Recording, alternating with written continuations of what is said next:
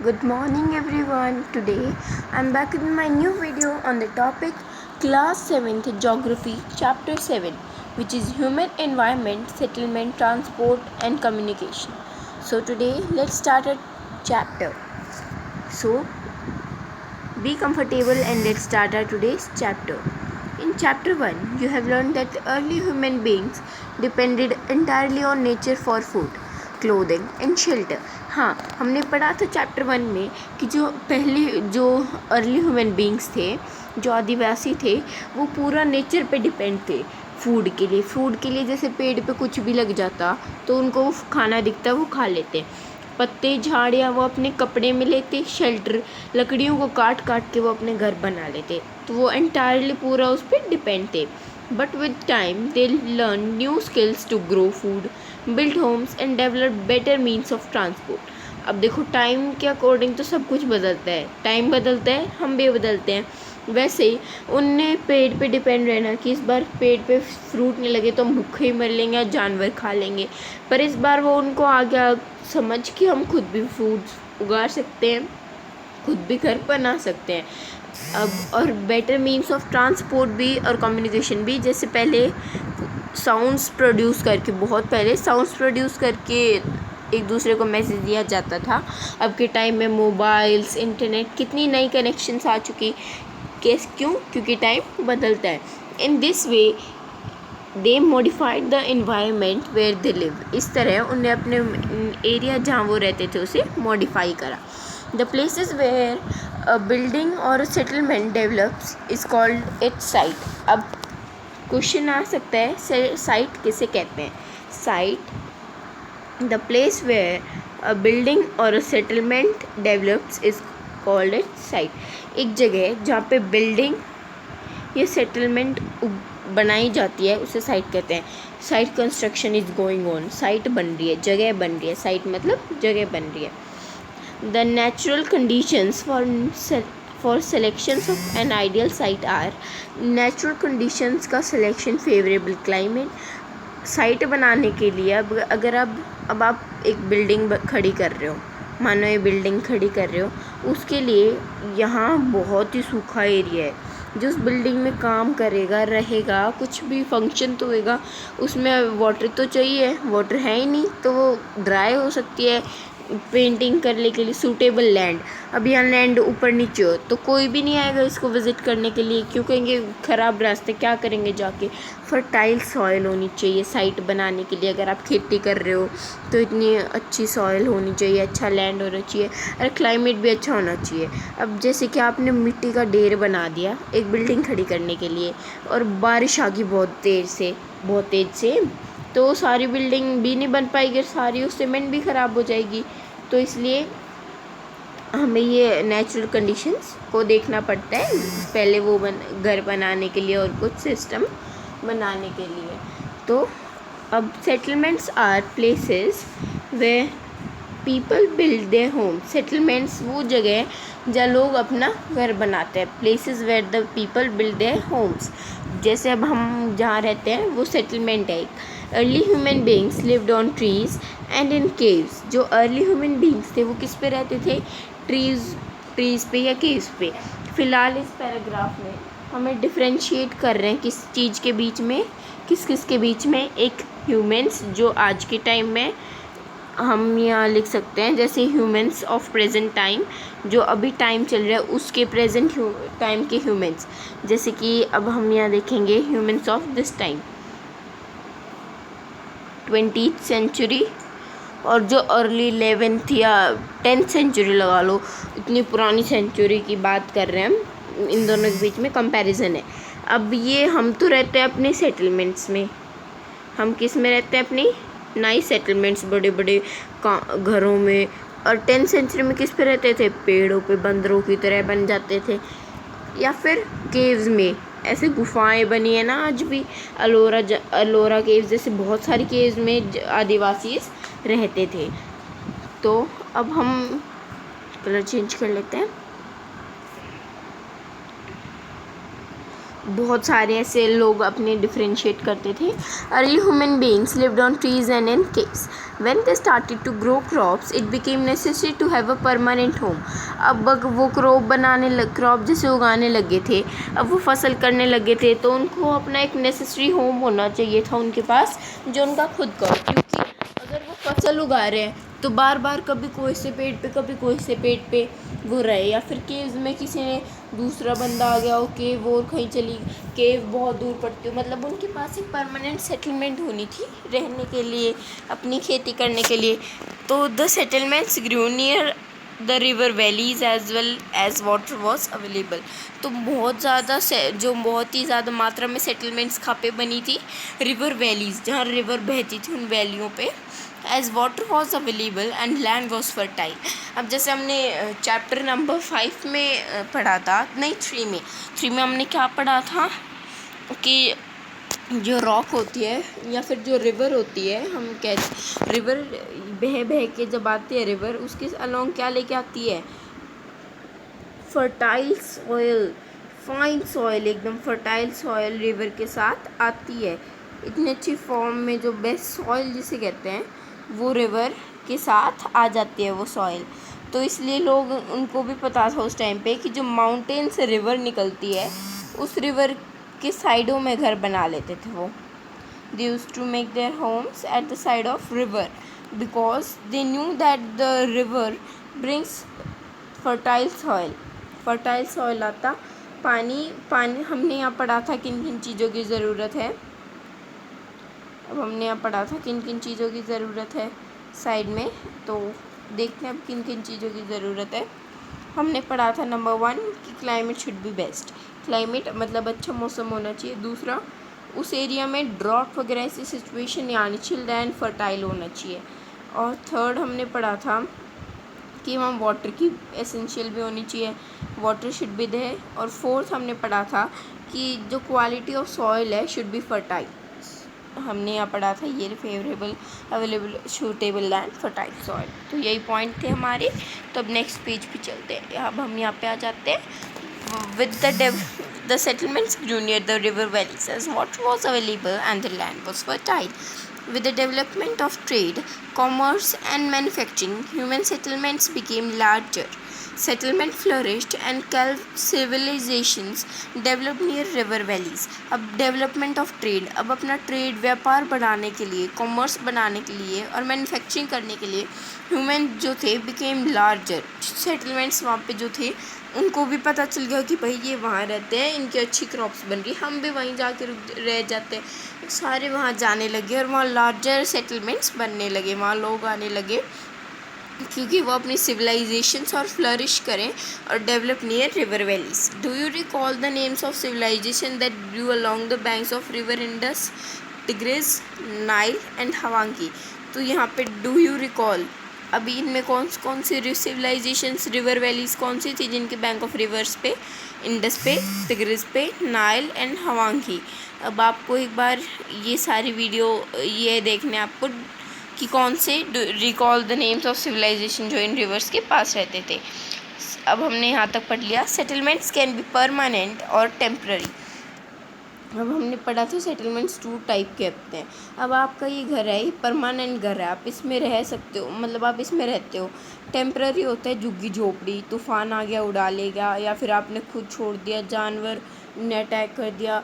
पर हमारी इस परमानेंट हाउस में वी आर कम्प्लीटली सेफ। ये घर मिट्टी मतलब ईंट सारी स्ट्रॉन्ग चीज़ों से बन रखा है, जबकि जो टेम्प्रेरी हाउस थे वो घास झाड़ियाँ इनसे बनता है, तो इसलिए वो टेम्प्रेरी होता है। हाँ, वो इजीली नहीं को होल्ड कर पाता, हाँ जो भी नुकसान होता है। Settlements which are occupied for a short time are called temporary settlement. जैसे मैंने बताया था, the people living in deep forest, hot and cold deserts and mountains often dwell in such temporary settlements. जो लोग डीप फॉरेस्ट में रहते थे, hot and cold desserts में रहते थे, माउंटेन्स पे रहते थे, वो ऐसा टेम्प्रेरी सेटलमेंट्स वही बनाते थे। They practice hunting, gathering, shifting, cultivation and transhumance. अब वो क्या क्या प्रैक्टिस करते थे? Hunting, gathering, shifting, cultivation and transhumance. अब अगर आपको कोई भी डाउट हो रिलेटेड टू द वीडियो तो आप मुझे कमेंट बॉक्स में ज़रूर बताएं, या फिर और कोई प्रॉब्लम हो वीडियो से रिलेटेड तो आई विल डेफिनेटली इम्प्रूव, और मुझे बताएं कमेंट बॉक्स में। And don't forget to like subscribe my channel.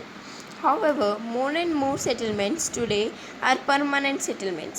बहुत मतलब अगर 100% में से हम कह सकते हैं 100% में से 96% जो लोग हैं वो परमानेंट में रहते हैं, और जो 4% है वो ट्राइब्स, 4 नहीं मतलब ज़्यादा ट्राइब्स हैं, इतनी हम 94% वो ले सकते हैं और 6% हम ट्राइब्स ले सकते हैं। ठीक है, तो इतनी मात्रा तो हो ही सकती है। In the settlements people build home to live in settlements में पीपल अपना घर बनाते थे रहने के लिए। तो यहाँ तक चैप्टर समझ आ गया सारा। चलो अब नेक्स्ट पेज पे चलते हैं। ग्लोसरी। अब मुझे पता था आप पूछोगे ट्रांसहुमेंस का मतलब कमेंट बॉक्स में, पर मैंने इसलिए नहीं बताया क्योंकि यहाँ दिया गया है। It is a seasonal movement of people. Transhumance क्या होता है? Seasonal movement. अब यहाँ गर्मी हो रही है, जैसे बर्ड्स माइग्रेट करती हैं, माइग्रेशन हम कहते हैं, वैसे ट्रांसहुमेंस क्या होता है? मैन बदलते हैं। It is a seasonal movement of people who rear animals move in search of new pastures according to change in seasons. अब जैसे ये अपनी भीड़ की वजह से और कहीं एरिया में जा रहे हैं, ऊपर नीचे मतलब एरिया बदलना, अपना रहन सहन बदलना इनको आता था। नोमैड्स हम जिसे कहते हैं, जिनका कोई परमानेंट घर नहीं होता। अब हमने पेज 1 हमारा कर लिया। फिगर 1 कितना सुंदर है, ह्यूमन सेटलमेंट दिखा रहा है ये हमें।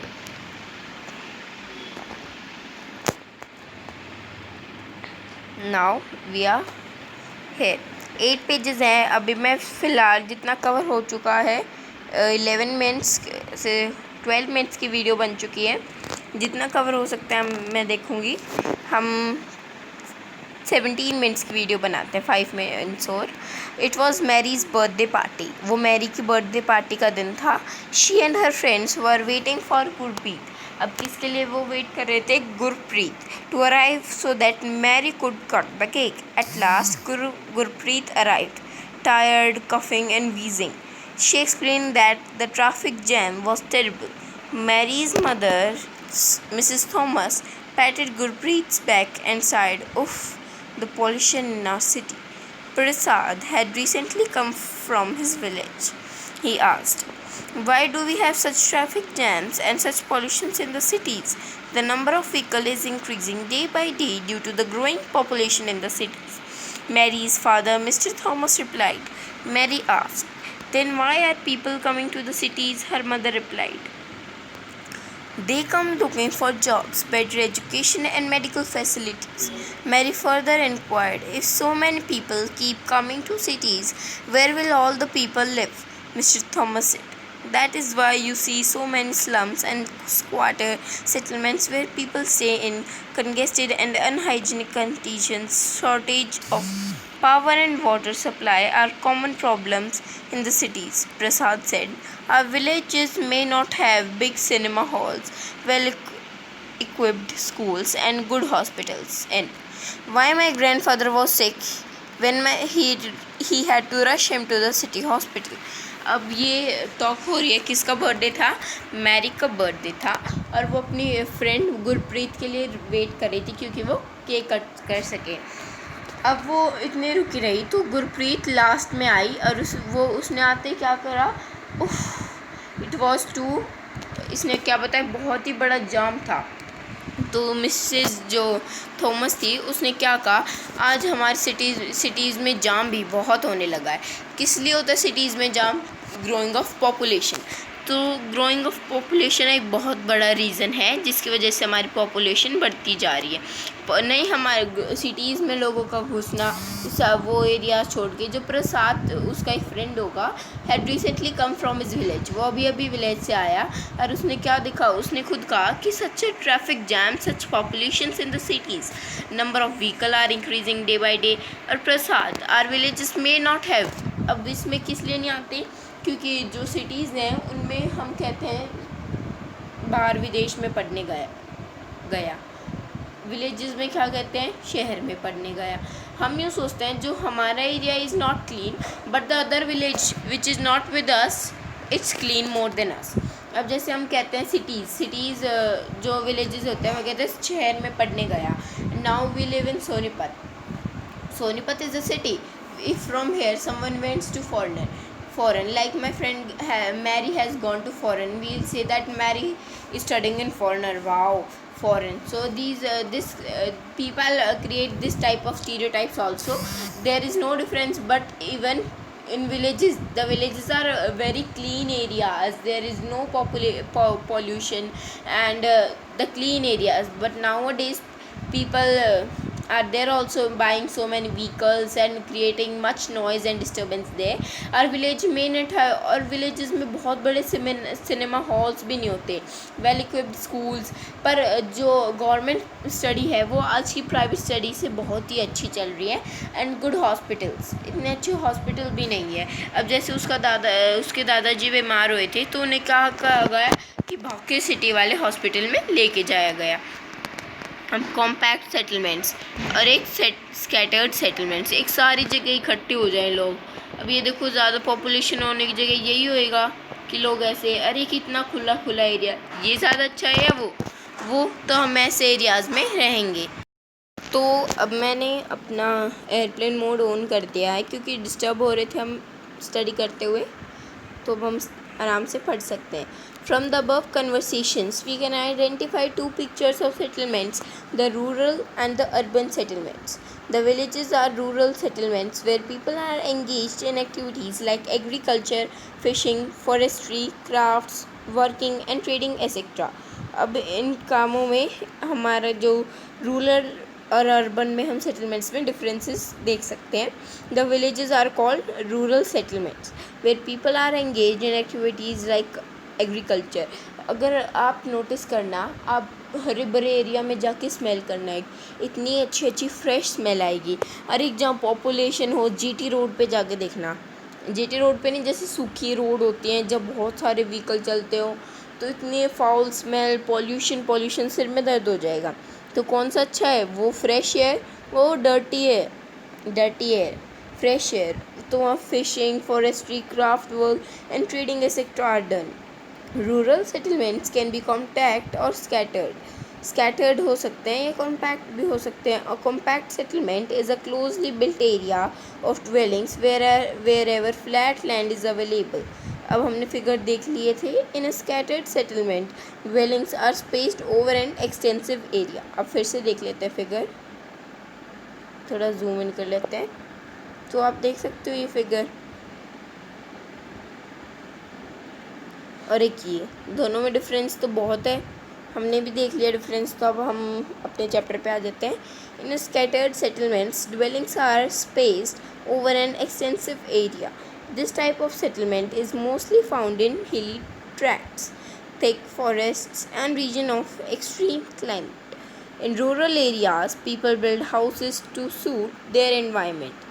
अब रूरल एरियाज़ में लोग क्यों बनाते थे अपना घर, अपने सेटलमेंट्स को अच्छी तरह मतलब कंप्लीट करने के लिए। Of heavy rainfall they have slanting roofs, places where water accumulates in the rainy season. The houses are constructed on a raised platform or stilts. अब जब बारिश होती है हमने एक बात नोटिस करी। अब मैं पिछले टाइम ही लॉकडाउन चल रहा भी, तो पहले मैं हिली एरियाज़ में गई थी तो मैंने एक बात नोटिस करी कि वहाँ पे सारे घर इस शेप में थे। वाई? क्योंकि जो भी वाटर गिरता वो अब रेन ड्रॉप्स गिर रही हैं, रेन ड्रॉप्स यहाँ एक फ्लैट लैंड होता तो उस पर तो इकट्ठा करके वो अंदर ही अंदर पानी भर के वो घर टूटने का डर है, तो ऐसे फ्लैट ऐसे बना देते कि वाटर ऐसे निकल जाए। वहाँ बहुत ज़्यादा बारिश होती है तो ऐसा क्लीन हो जाता है एरिया और वहाँ पानी भी नहीं इकट्ठा होता। Of heavy rainfall they have slanting roofs. अब वहाँ जहाँ होती है हैवी रेनफॉल उनके पास स्लैंटिंग रूफ्स होती है। Places where water accumulates in the rainy season the houses are constructed on a raised platform और stilts. Thick mud-walled houses with thatched roofs are very common in areas of hot climate. Local materials like stones, mud, clay, straw, etc. are used to construct houses. Thick mud walled houses जैसे कि thatch roofs वो mostly use होते हैं hot area में house बनाने के लिए, walled house. तो the towns are small and the cities are larger urban settlements. अभी हम सबको पता है in urban areas the people are engaged in manufacturing, trading and services. Name some of the villages, towns and cities of your state. अब हमें ये figure देख लिया हाउसेज ऑन स्टिल्स. अब मैंने जैसे कहा कि वीडियो ज़्यादा बड़ी हो जाएगी तो हमने अपने यहाँ टॉपिक तक कर लिया. ट्रांसपोर्ट और रोडवेज़ हमारा, और एक और टॉपिक रेलवेज़ और वाटरवेज़ एयरवेज़ कम्युनिकेशन. एक और टॉपिक करें या फिर इतना बहुत है? देखते हैं कितना बड़ा टॉपिक है. हम हैं ट्रांसपोर्ट पे. ट्रांसपोर्ट ज़्यादा बड़ा तो नहीं है. स्टार्ट करें या फिर बाद में? चलो बाद में देख लेंगे, या फिर अभी देख लेते हैं एक बार कितना बड़ा टॉपिक है. ओह कम ऑन, छोटा सा है, एक बार पढ़ लेते हैं. चलो गो थ्रू जाते हैं. Transport is the means by which people and goods move. अब ट्रांसपोर्ट पे आ गया हम. ट्रांसपोर्ट, आपके पास कितने ट्रांसपोर्ट है घर में? बस घर में है? No, not at all. हमारे पास है कार, बाइक, स्कूटी, साइकिल. ये सारे मीन्स ऑफ ट्रांसपोर्ट है. Transport is the means by which people and goods move. In the early days, it took a great deal of time to travel long distances. पहले के time पे बहुत ही ज़्यादा time लगता long distances cover करने में. People had to walk and used animals to carry their goods. आज के टाइम पे भी मैंने पिछले सैटरडे मैंने देखा कि एक इंसान घुड़सवार कर रहा था. घुड़सवार उसके ऊपर घोड़े के ऊपर बहुत सारा लगेज रखा था. पिछले के टाइम में मुझे रिवाइज़ हुआ अपने चैप्टर कि देखो कितने मेरे क्वेश्चन से मैचिंग की. यहाँ इंसान घोड़े पे जा रहा है. ये अर्ली डेज शो कर रहा है. People had to walk and use animals to carry their goods. Invention of the wheel made transport easier. अब व्हील के इन्वेंशन ने हमें बहुत ही हेल्प करी है और बहुत ही ईजी कर दिया. यहाँ तक कि एरोप्लेन में भी व्हील यूज़ होता है. Can you believe? जब वो उड़ता है उससे पहले एरोप्लेन से ही तो यूज़ होता है वो. With the passage of time carry their goods. With the passage of time different means of transport developed, but even today people use animals for transport. अब जैसे हमने कहा it's true, people use people used animals today also, use animals today also. Horse cart as a mode of transportation. Now we can see horse as a mode of transportation in our country. Donkeys, mules, bullocks and camels are common. Yes, they are common. In the Andes mountains of the South America, llamas are used, as are yaks in Tibet. The months to reach India. The early traders from other countries used to take several months to reach India. अब जो बहुत सारे महीने लेते हैं इन पे सवार हो के इंडिया आने में, they took either the sea route or the land route. वो चाहे sea route लेते चाहे land route. Airplanes have made traveler faster. Now it takes only 6 to 8 hours to travel from India to Europe. Modern means of transport that saves time and energy. वो हमारी time and energy save करता है. अब do you know there are several national and state highways in India? Do you know? Do you know there are several national and state highways in India? The latest development in India is the construction of expressways. अब सबसे recent construction किसका हुआ है? Expressways का. The Golden Quadrilateral connects Delhi, Mumbai, Chennai and Kolkata. The four major means of transport are roadways, railways, waterways and airways. तो हमने यहाँ तक कवर कर लिया. नेक्स्ट वीडियो में आगे कवर करेंगे. Till then take care, bye.